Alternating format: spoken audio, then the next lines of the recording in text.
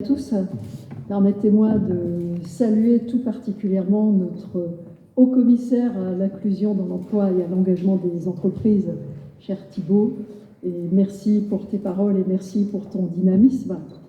Monsieur le préfet, monsieur le secrétaire général de la préfecture, mesdames les députés, chère Valérie, chère Aude, madame la vice-présidente du conseil départemental, chère Liliane, monsieur le maire de Saint-Herblain et les élus du conseil municipal qui vous entourent, monsieur le premier adjoint au maire de Nantes, mesdames, messieurs les élus, monsieur Yves-Olivier Lenormand, leader du club La France Une Chance, cher Fabien Hérault, merci pour le partage de tout à l'heure, merci pour cette belle leçon de volonté que vous nous avez donnée, cette belle leçon de vie. Mesdames, messieurs, chers amis, je suis vraiment très heureuse de m'exprimer devant vous cet après-midi, ici à Saint-Herblain, monsieur le maire, pour clôturer cette 4e édition de l'Inclusive Tour. Je remercie tout particulièrement les entreprises qui sont engagées et puis tous les acteurs de l'inclusion des Pays de la Loire qui sont venus partager aujourd'hui leur expérience et leurs solutions de proximité. Bravo, merci pour votre travail au quotidien, un travail patient, un travail acharné, mais aussi très souvent un travail innovant au service d'une relance de notre économie qui soit la plus inclusive possible.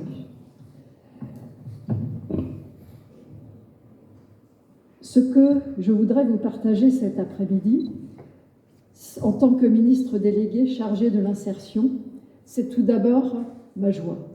Ma joie, partagée avec vous, cher Thibault, c'est de fêter avec vous le premier anniversaire du pacte d'ambition pour l'insertion par l'activité économique. Je ne m'étendrai pas dessus, puisque vous avez eu la chance, nous avons eu la chance à l'instant, d'entendre directement son père fondateur, qui a assuré 6 mois de concertation entre tous les acteurs. Pour nous tous ici présents, ce document, ce pacte, n'est pas un énième rapport, mais il est bien notre guide pour l'action, comme vous l'écrivez, cher Thibault. Alors j'aurai simplement quelques mots pour souligner 2 acquis essentiels du pacte, qui vont dans le sens de la simplification des démarches. Je pense d'abord à la suppression de l'agrément de Pôle emploi et au lancement de la plateforme de l'inclusion, qui permettront une accélération des recrutements pour les personnes les plus éloignées de l'emploi. Les échanges d'aujourd'hui ont montré aussi la très grande capacité des acteurs de l'insertion à proposer des solutions imaginatives, particulièrement sous la forme de partenariats inclusifs avec des entreprises. Nous venons de le voir avec nos lauréats, que je tiens encore une fois à féliciter, nos lauréats des trophées La France Une Chance. Les collaborations entre une entreprise engagée et une entreprise sociale inclusive sont une voie fructueuse pour concilier performance économique et qualité du lien humain. Oui, je le dis haut et clair, le partenariat inclusif peut être un avantage compétitif. Tout d'abord, l'inclusion, ce n'est pas seulement une affaire de RSE ou de raison d'être, pas seulement une affaire d'image ou d'attractivité, mais c'est aussi un véritable avantage concurrentiel. Et elle le deviendra de plus en plus à mesure que les clauses d'insertion monteront en puissance dans le cadre des marchés publics, qui représentent 200 milliards d'euros au niveau national. Je l'ai d'ailleurs signalé il y a 2 jours au délégué interministériel aux Jeux Olympiques, les marchés publics passés à l'occasion des JO pour construire les équipements doivent être un fort levier de développement à la fois des entreprises engagées et des entreprises inclusives. Ensuite, dans un contexte où les questions de relocalisation et de souveraineté économique reviennent dans le débat public, eh bien, l'inclusion est une vraie solution pour préparer une économie plus locale et une économie durable. Certains partenariats qui sont fondés sur la relocalisation d'activités présente en effet ce double avantage d'être utile économiquement et aussi d'être bénéfique au lien social en ayant redémarré une filière qui était à l'abandon ou tout simplement, mais ô combien c'est important, redynamiser un territoire. Je pense à la belle formule du professeur Jean-Michel Ougourlian, qui travaille d'ailleurs avec la Fondation Amipi sur le handicap cognitif et qui parle du travail qui guérit l'individu, l'entreprise et la société. L'individu parce qu'on ne le définit plus par son handicap. L'entreprise parce qu'elle retrouve tout son sens. Enfin, la société parce que l'activité évite souvent une délocalisation et donc une prise en charge médico-sociale. On embauche dans les entreprises inclusives, on insère dans les entreprises engagées, mais ce faisant, il faut bien le dire, ce sont aussi des coûts qui sont évités pour la collectivité. La création de valeur qui est permise par les parcours d'insertion se fait au bénéfice des personnes, mais aussi au bénéfice de la société dans son ensemble, puisqu'ils associent un travail, une formation et un accompagnement adapté. On apporte une solution aux personnes, une solution aux accidents de vie qui les freinent dans l'accès à l'emploi, le logement, la mobilité, la santé, mais on assure aussi leur montée en compétences progressives en vue du retour à l'emploi durable. J'ai écouté tout à l'heure avec grande attention tous les témoignages, et en particulier celui du Reflet. Et j'ai moi-même déjeuné samedi dernier dans un restaurant dans le Haut-Rhin, à Mulhouse, où j'ai rencontré les équipiers de ce restaurant qui s'appelle Un Petit Truc en Plus, qui sont eux aussi porteurs de trisomie 21. Eh bien, moi, je vous invite tous, mesdames, messieurs, à aller dans ces restaurants. C'est un moment de bonheur et on a juste une envie, c'est d'y retourner.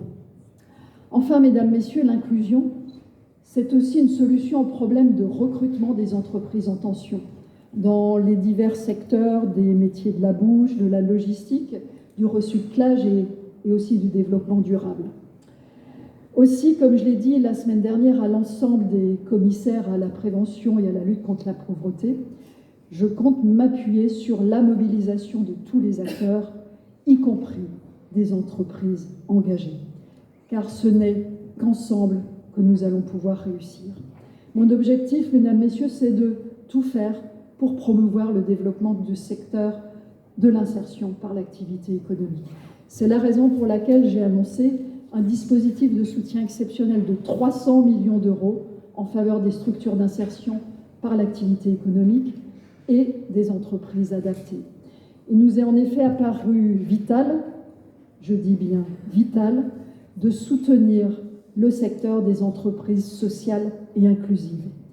Car avec plus de 5000 structures, avec plus de 200 000 salariés, vous jouez un rôle essentiel pour certaines filières.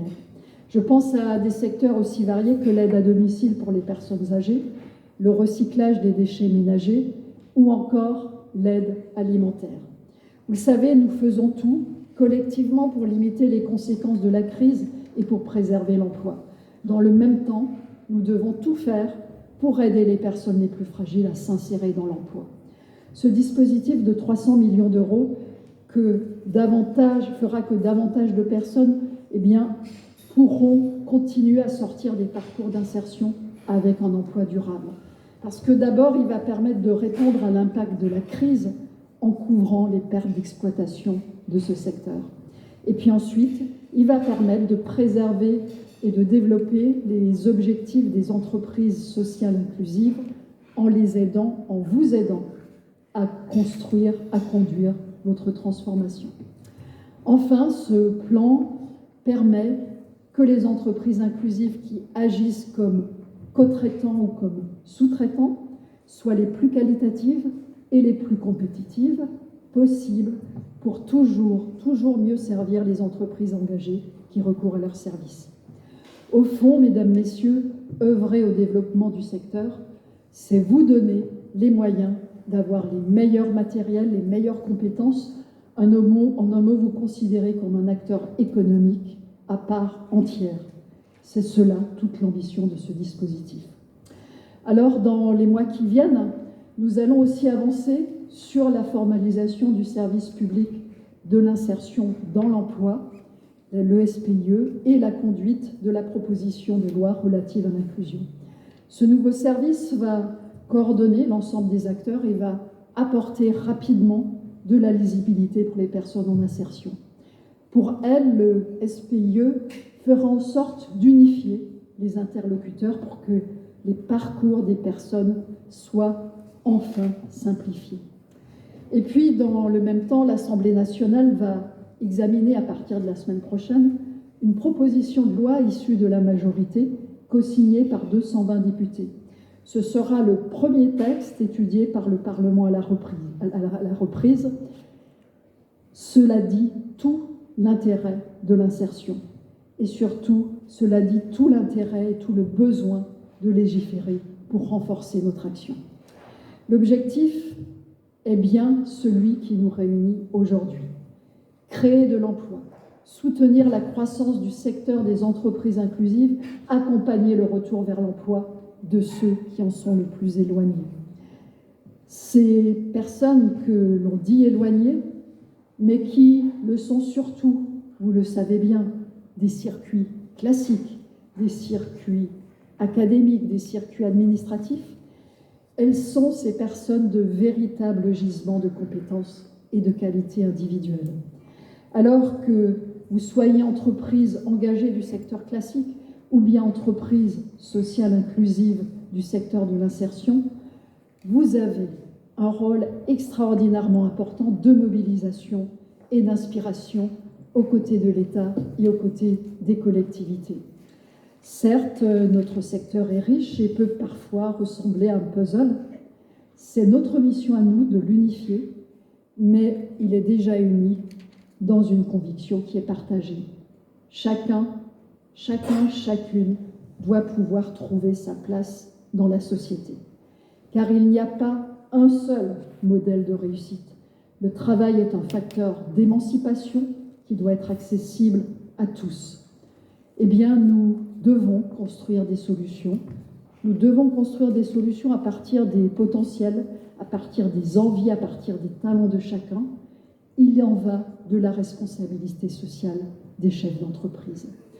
Alors, je les appelle et je vous appelle, mesdames, messieurs, à démultiplier les voies d'inclusion sur tous les territoires, c'est-à-dire à libérer le potentiel de création d'emplois des entreprises inclusives et engagées, mais aussi à rallier toutes les entreprises et tous les acteurs publics à la cause de l'insertion. Alors, une nouvelle fois, du fond du cœur, un immense merci au nom de mon ministère pour cet engagement sans faille qui vous honore, et je compte sur vous pour être à mes côtés afin que personne ne reste au bord du chemin. Je vous remercie.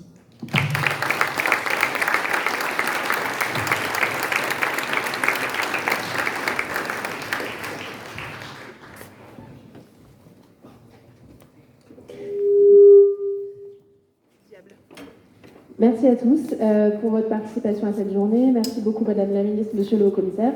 Et donc, on vous donne rendez-vous le 14 octobre prochain à Lille pour la prochaine étape de l'Inclusive Tour. Merci encore et à très bientôt. Et bravo à l'équipe pour l'organisation. Au revoir.